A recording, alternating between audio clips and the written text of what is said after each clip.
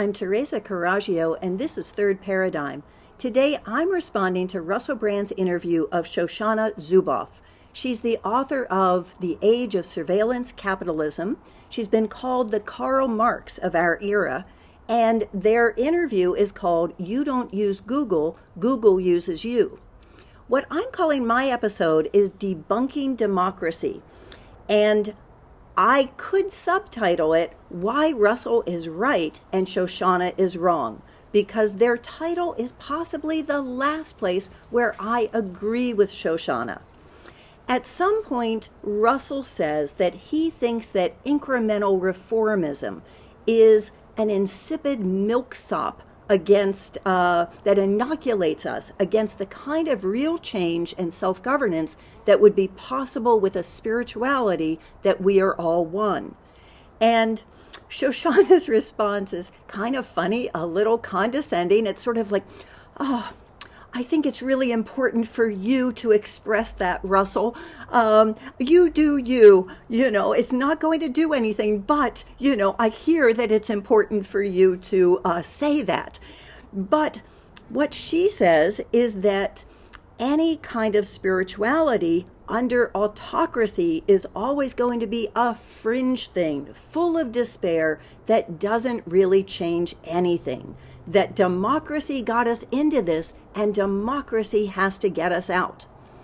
So in my episode, I hope to be shooting the sacred cow of Greek democracy once and for all. And I want to look at why politics under a spirituality of narcissism, which is what I believe we have, is always going to be something that is a fringe element, something that just tweaks little things around the edges, but is full of despair because it really cannot change anything. And I want to look at spirituality and how it goes throughout our politics, whether we look at it or not, and makes them either effective or not effective at all. And I also want to look at what Marxism for our era could look like. What are the elements that it would need to contain? So let's get started. Let's start by looking at democracy. In my book, How to Dismantle an Empire, what I do is go through various paradigms that I believe are those ways that we think before we know we're thinking, those givens, the assumptions that have kept us in the same way of thinking, that have fooled us into supporting the empire even when we think we're not. So the very first chapter I have is called A Democracy of Slave Owners, and it looks at ancient Greece and starts with a quote from Aristotle, which is, "Humanity is divided into two, the masters and the slaves, or if one prefers it, the Greeks and the barbarians, those who have the right to command and those who are born to obey." So what did democracy do? At that time, there was a revolt of the small landowners. Small landowners owed a portion of their produce and possibly more to the archons. The archons were the rulers. And if they didn't pay that, they then could be sold into slavery, their wives and their children and themselves. And so they wanted this debt to be absolved. And in order to do that, they were siding with all of the other people who were excluded, the landless, the slaves, and the colonized, which is who the barbarians were. Barbarians comes from the word babbling, that it meant someone who didn't speak Greek correctly, so maybe an immigrant in Greece, or maybe someone who was one of the colonized territories. And of course it didn't include women.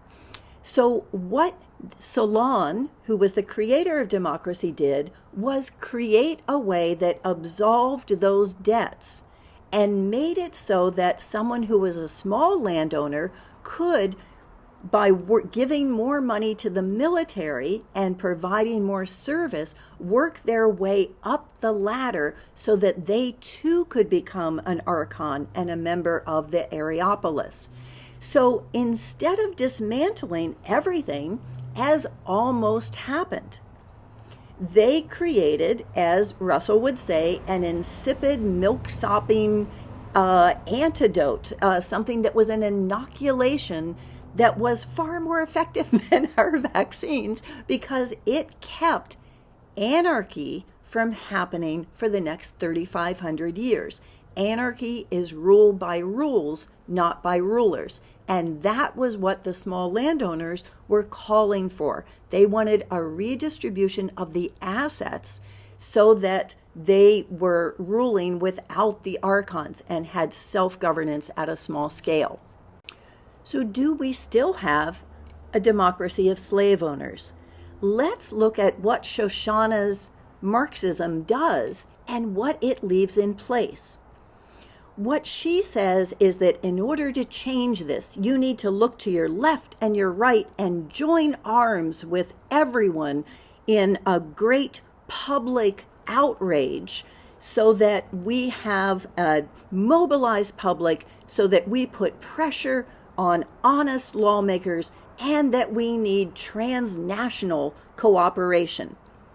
And for all of that, what do we get?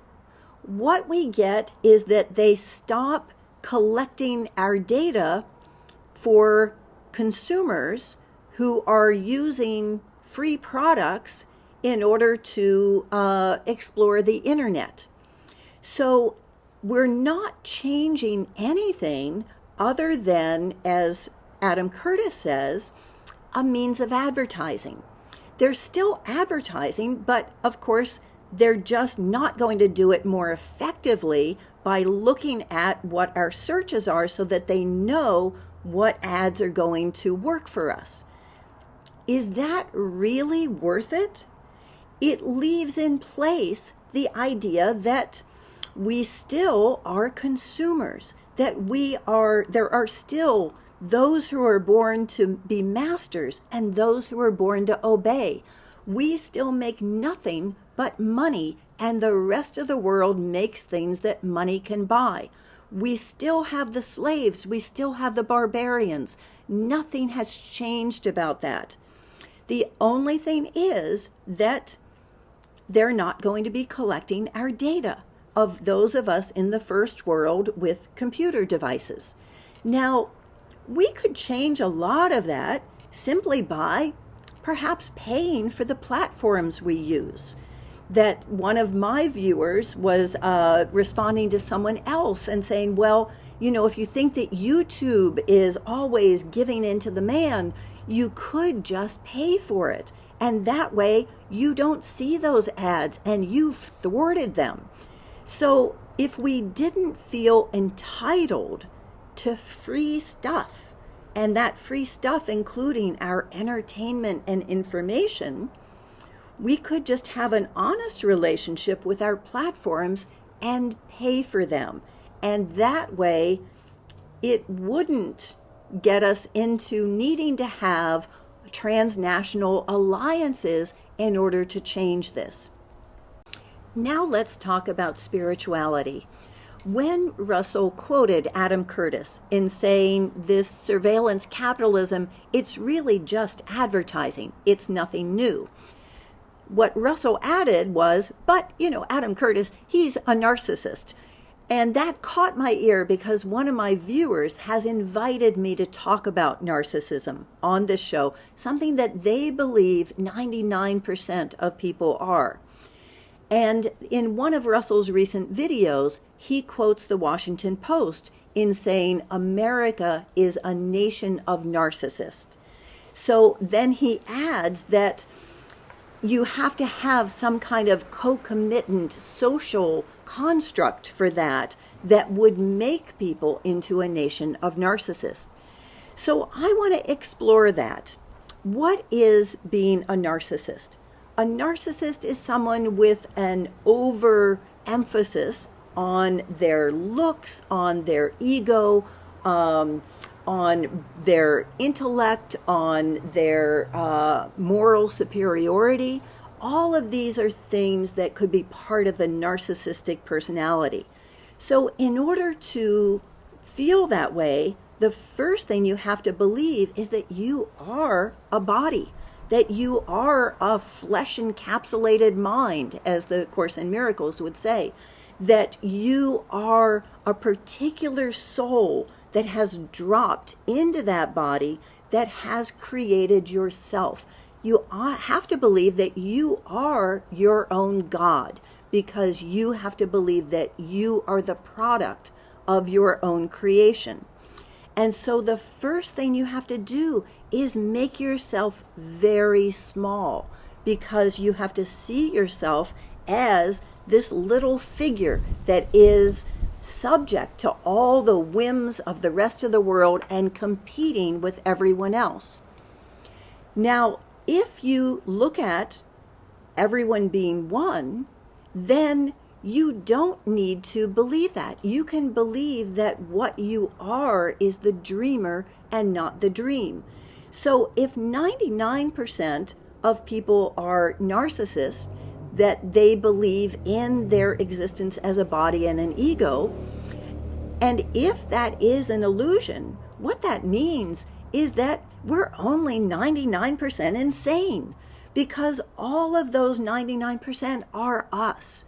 So that gives us 1% that isn't insane, that is in touch and questioning whether this is reality. That would be very good news.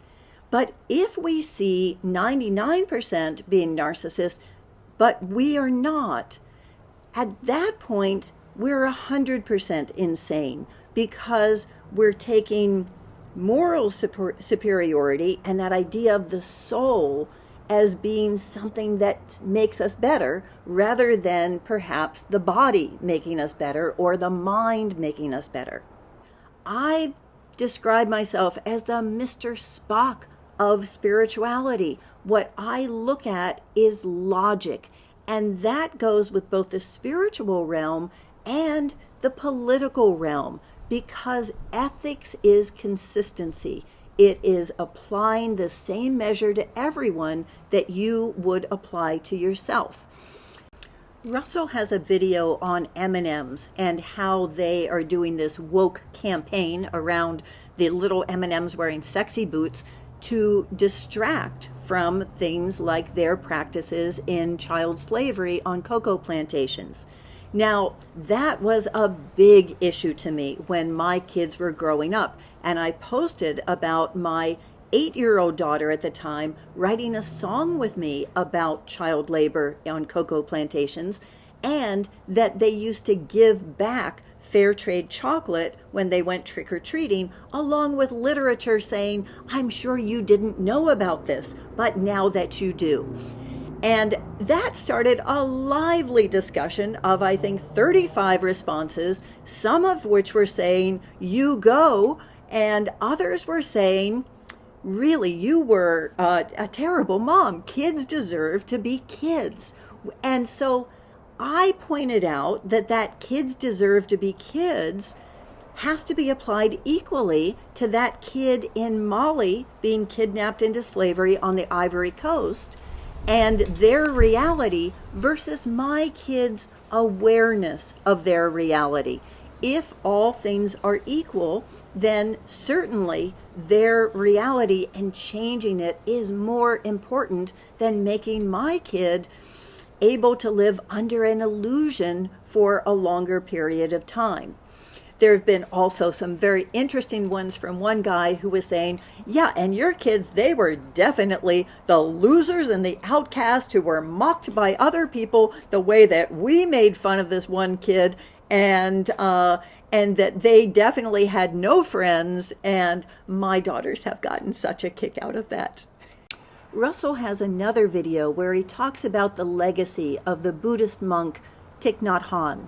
And I posted and quoted his poem, "Call Me by My True Names," where he writes, "I am the 12-year-old refugee girl who throws herself into the sea after being raped by the sea pirate, and I am the sea pirate, my heart not yet ready to open and to love. That post was met with some outrage that Thich Nhat Hanh was doing something called spiritual bypassing and excusing that rape. What I've posted is looking at the entire chain of causation and how each of us are involved in both of those things, both the child who's kidnapped into slavery every time maybe I buy a chocolate bar, or the girl who is part of the legacy of my country's occupation of her country, causing her to be a refugee from her own home. And so I think that anytime you look at something that's happening, you have to trace the entire chain of events back to your own responsibility. And that if you allow yourself to feel guilty, what you're doing is just making yourself blind. You're refusing to see it. And that rather than feeling guilty, instead, what we need to do is use our power to change these things. How much power do we have to change these things? Is spirituality full of despair and ineffectual against political autocracy?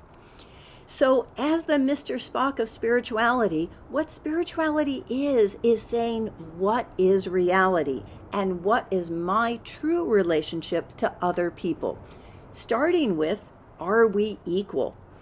And so there are three possibilities in terms of the reality of the world. One is that the world of suffering and death and loss and pain was created by a God who is a monster, the only kind of God that would create that kind of world. Shoshana and I agree that that kind of God does not exist. The second possibility is that there is no God, which means that we created ourselves. We brought ourselves into existence, and we are in competition with every other being for food and shelter and all the things that we need. So it is really only our ego and perhaps our narcissism that protects us, because that's what we need. Now, under that paradigm, which I believe is Shoshana's, in order to change anything, you have to convince every individual person to give up their self-interest for a common good, or for your particular common good. And when I say self-interest, I don't mean greed and luxury. What I mean is doing the job every day that puts food on the table and getting to spend a little time with their kids.